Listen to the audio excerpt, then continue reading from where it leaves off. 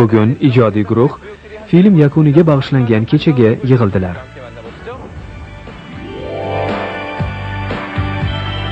Bu yerda ko'pgina shoularni olib boradigan komik aktyor Kim Yong Manni uchratdik. Siz bu filmda suratga tushmagansiz. Nima sababdan keldingiz? Film menga juda yoqdi va men bu film qatnashchilari bilan bu tadbirni birga nishonlamoqchi bo'ldim. Mehmon sifatida keldingizmi? Yo'q. Ko'rsatuv boshlovchisi sifatida keldim. Bu filmda ishtirok etmaganingiz sizga alam qilmayaptimi? Yo'q aslo. Ammo film rejissyori bir kun meni ko'rib, "O, juda zo'r aktyor ekansiz-ku" deganda. Yoqqan bo'lsam, sinovlarga nega taklif qilmadingiz? Ssenariy bo'yicha juda ko'p gapirganingiz sizga juda yoqqan bo'lsa kerak. Qayerdan bila qoldingiz? Suratga olish jarayonlari tugadi. O'zingizda qanday o'zgarishlarni sezdingiz? Ko'p o'zgarishlarni sezdim.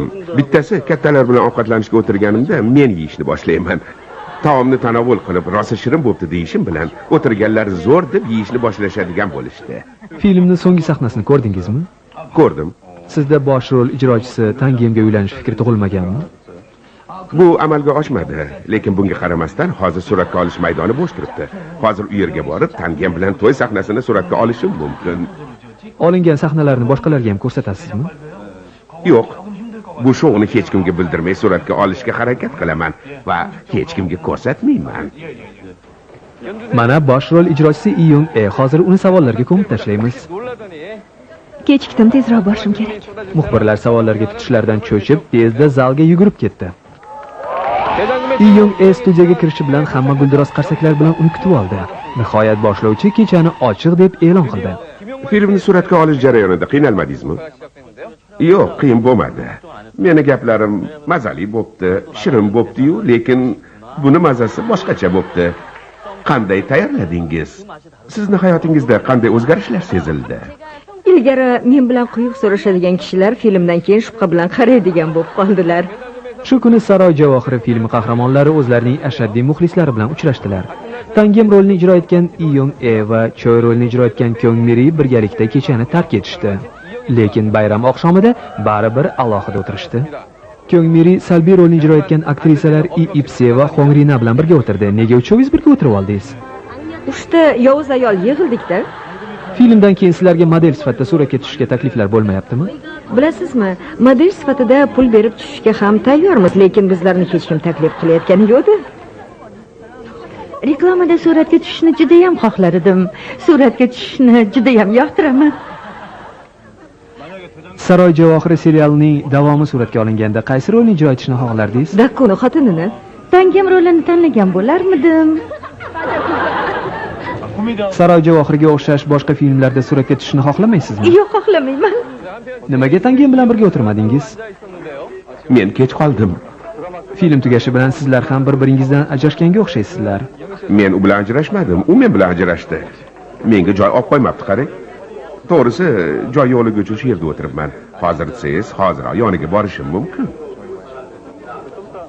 Sizlar birga o'tirishingiz kerak. Birga o'tirishingiz muxlislaringizga juda ham yoqib tushadi. Harakat qilaman.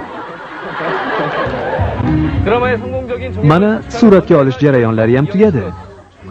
Endi bosh rol ijrochilari muvaffaqiyatlarini nishonlab, qadah to'ldirib ichsalar ham bo'ladi. Salbiy rolni ijro etgan aktrisalar ichishga odatlanmagan bo'lsalarda, boshqalar qatorida uyalib qolmasliklari uchun qadah ko'tardilar.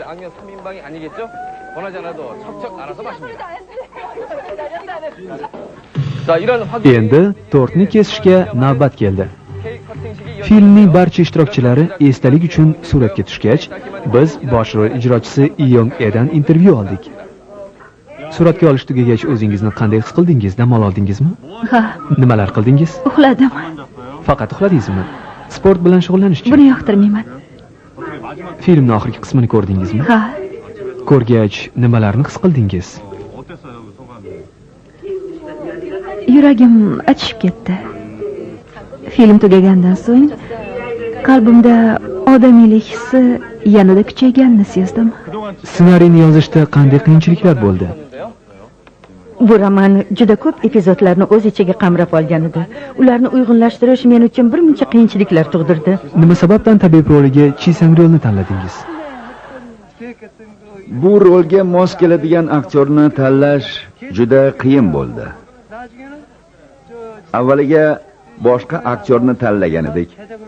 Lekin oxiri baribir Chi Sang rolni suratga olishga qaror qildik. Uni tanlaganimizning asosiy sabablaridan yana biri, uni bu rolga tasdiqlashimizdan oldinoq u hammaga men bu filmda ishtirok etyapman deb jar solganligidir. Agar men Chi Sang rolni chaqirmaganimda undan rosa tanbeh eshitgan bo'lar edim. Bu filmni suratga olishda bizlarni qo'llab-quvvatlaganlarga o'z minnatdorchiligimni izhor etmoqchiman. Men barchani qalbida Saroy Javohiri abadiy qolishini xohlardim. Bu filmga bo'lgan muhabbatingiz uchun rahmat. Bu filmni yoqtirib ko'rganingiz uchun rahmat. Filmga bo'lgan mehringiz uchun tashakkur. Bosh qahramonimiz Tangim jasorat, poklik va ezgulik timsoli sifatida qalbingizda qolishini istardim. Kamtarin mehnatimizni yuqori baholaganingiz uchun rahmat. Film qahramonlarining sevgisi qalblarni titroqqa soladi. Keling, bu sahnalarni yana bir bor tomosha qilaylik. Sevgi qissasi. Tangemning birinchi sevgi izhori. Haligi, Tangem shivirladi. to'g'risini aytsam, sizni ko'rish uchun kelgandim. Uddala olmadi. Lekin hali imkon bor. Qani ko'raylikchi, Tangingiz. Etlarim jimirlab ketdi. Sevgi izhori sahnasi bir necha bor qayta suratga olindi. Men maktab ochaman, siz esa kichkina shifoxona ochasiz. Nega endi kichkina shifoxona? Birga yashaymiz demoqchi edim-da. Istamayman. Men kichkina kasalxona ochishni istamayman. Kattasini xohlayman, toki ko'p bemorlarni davolash mumkin bo'lsin. Xo'p, sizni shifoxonangiz meni maktabimdan katta bo'ladi. Barakalla, bo'sh kelma. Masala hal bo'ldi. Shifoxona maktabdan katta bo'ladi. Bu yog'iga muhabbat qissasi davom etadi. Qo'rqyapsizmi? Qo'rqyapman. Hayajonlanyapman. Ikkalasi ham zavqli. Sevishganlar ham shunaqa gaplashadimi? Siz meni deb tavakkal qilyapsiz. Hamma narsasini yo'qotgan Ming Junho sevgilisi Tangemning qo'lidan tutadi. Lekin sevishganlar uchun baxtli lahzalar uzoqqa cho'zilmaydi. Oldinda xavf, tahdid solib turardi. Oshiq bo'lgan qirol. Shoh Jumjong oyog'ini silayotgan Tangem oldida paydo bo'ldi. O'zini yo'qotib qo'ygan Tangemni bir ko'raylikchi. U oyog'ini berkitishga harakat qiladi. Kechani ajoyibligini qarang. Bir aylanib kelsak bo'lardi. Shoh o'zicha Tangem meni yuragimdagini bilar ekanda deb o'ylaydi. Shunday qilib, shoh go'zal tunga mahliyo bo'lib qoladi. Aktyorlarning qalblaridagi tuyg'ularni ko'zlaridan ko'rsa bo'ladi. Men sizga ishonaman. Dil izhorimni boshqalarga aytmasligingizga ham ishonaman. Lekin sir bir kun kelib baribir fosh bo'ladi. Min Junho shohning Tangem bilan uchrashib yurganini bilib qoladi. U butun alamini va g'azabini kamonbozlik qilib qo'lidagi qon orqali chiqaradi. Sevgi qaytadi.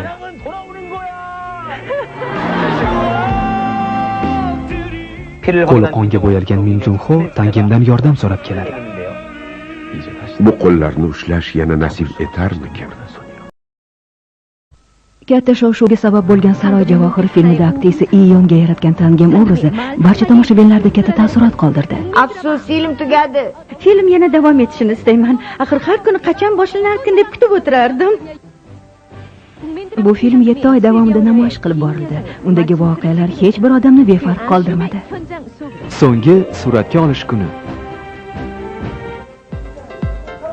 Biz hozir Seul yaqinidagi Ijono degan joyga yetib keldik. Bugun bu yerda filmning so'nggi sahnasi tasvirga tushiriladi. Shu yerning o'zida film premyerasidan so'ng namoyish qilinishi rejalashtirilayotgan ko'rsatuv ham suratga olinayotgan ekan. Aktyorlar o'zlari yaratgan obrazlar haqida fikrlashmoqdalar. Suratga olish ishlari tugatganidan juda afsusdaman. Biz axir 7 oy davomida bir oiladek bo'lib qolgan edik. Endi esa qalbimda achinish hissi bilan qandaydir yengillik ham bor. Tomoshabinlardan so'rab ko'raylikchi. Saroy Javohiri seriali boshqa filmlardan nimasi bilan farq qilar ekan? Bu filmda asosan ayollarning taqdiri va ularning jamiyatdagi o'rni yoritilgan. Boshqa tarixiy filmlarda ayollar obrazi ikkinchi darajali bo'lib qolar edi. Film hammaga yoqdi deb o'ylayman. Bu filmni ko'rgandan so'ng tomoshabinlar taomlarga ko'proq e'tibor beradigan bo'ldilar. Ayrim tomoshabinlar agar men ham shunday shohona taom yesam, o'zimni qiroldek his qilaman deb hazil qilishadi. Film pirovardida irodali, qat'iyatli, har qanday qiyinchiliklardan qo'rqmay o'z e'tiqodi uchun kurashgan Tangim mashhur shifokor bo'lib yetishdi. Bekachoy esa mag'lubiyatga uchradi.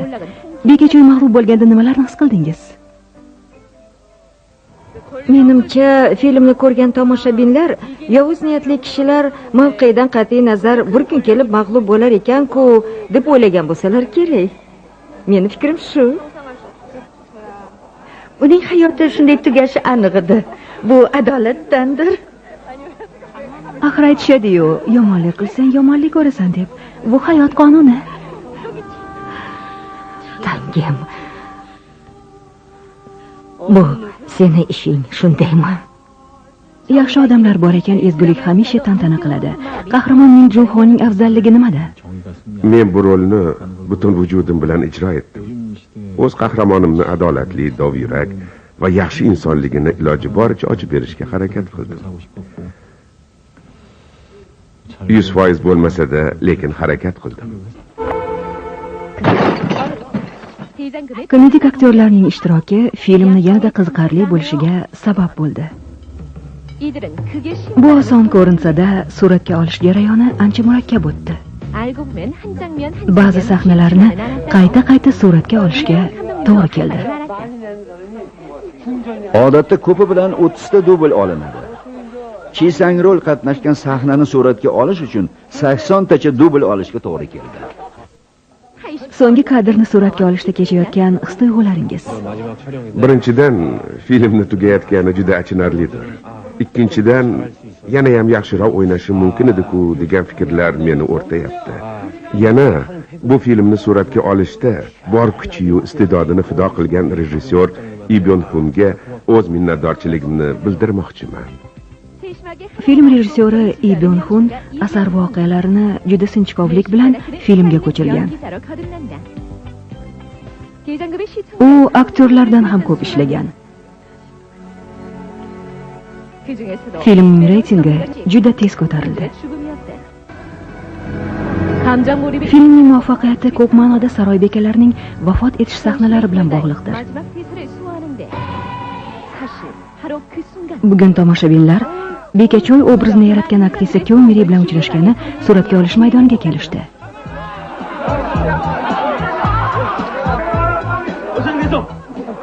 Qo'llab-quvvatlaganingiz uchun rahmat. Hozir saroy bekasi Choyning vafoti sahnasi olinyapti. Aktrisa o'z rolini qiyomaga yetkazib ijro etgan. Bu yerda aktrisaning o'zini ayamay, xavfli sahnalarda o'zi suratga tushayotganini ko'ryapmiz. Ehtiyot bo'linglar. Ehtiyot bo'linglar. Axir men haqiqiy Bekachoy emasman-ku. Ehtiyot bo'linglar. Barcha aktyorlar 7 oy davomida o'zlarini ayamay mehnat qildilar. Film muvaffaqiyatli chiqishining asosiy sabablaridan biri shu bo'lsa kerak. Bu lavhalarni ko'rishni o'ziyoq kishida qo'rquv uyg'otadi. Barcha tomoshabinlar film tugaganidan afsusdalar, lekin men jahldor, takabbur, fitnachi saroy bekasi obrazidan qutulganday bo'lib, ancha yengil tortdim. Bekachoy o'ldi va haqiqat qaror topdi deb ayta olmaymiz. Yovuz niyatli barcha saroy amaldorlari jazosini olgandan keyingina ko'ngillar xotirjam bo'ladi. Saroy bekasi Choy haqida yomon o'ylashimiz noto'g'ri. Chunki ko'p yomon ishlar qilgan bo'lsa ham, oxirida baribir o'z xatosini anglab yetadi va jazosini oladi. Garchi bu tarixiy film bo'lsa-da, undagi voqealar, g'oyalar bugungi kunimizda ham o'z ahamiyatini yo'qotmagan. Filmda bir kishini xayrli ishi ko'p yaxshi odamlarni hayotini saqlab qolgani tasvirlanadi. Qaroringizni o'zgartiring, hazrat oliylari. Uni jamoat shifoxonasiga yuboring. Aktyor Im Ho qirol obrazini maromiga yetkazib yaratgan. Buni men hal qilaman. Men. Vaqt o'tgan sayin hamma narsa o'zgarib boradi. Ammo odamlar orasidagi munosabatlar o'zgarmaydi. Bu drama odamlarga katta ta'sir ko'rsatadi va xatolarni anglab yetishga turtki bo'ladi deb o'ylayman. Xonim, Men sendan xursandman. Hayotda inson faqat yaxshilikka intilishi, yomonlikdan qochishga harakat qilishi kerak. Film voqealari tomoshabinni mushohadaga chorlaydi. Niyatimiz filmning bosh qahramoni Tangem kabi rostgo'y va adolatli insonlar ko'paysin. Ana shunda hayot yana ham go'zal bo'ladi. Qarang, sevimli aktrisalarni ko'rish uchun qancha odam yig'ilgan. Filmni boshdan oxirigacha biz bilan birga ishlagan barcha tashkilotchilarga, ijodiy guruhga va muxlislarimga o'z minnatdorchiligimni bildiraman. Ekranda shunday ajoyib, kamtarin, xokisor ayol obrazini yaratganimdan benihoya baxtiyorman.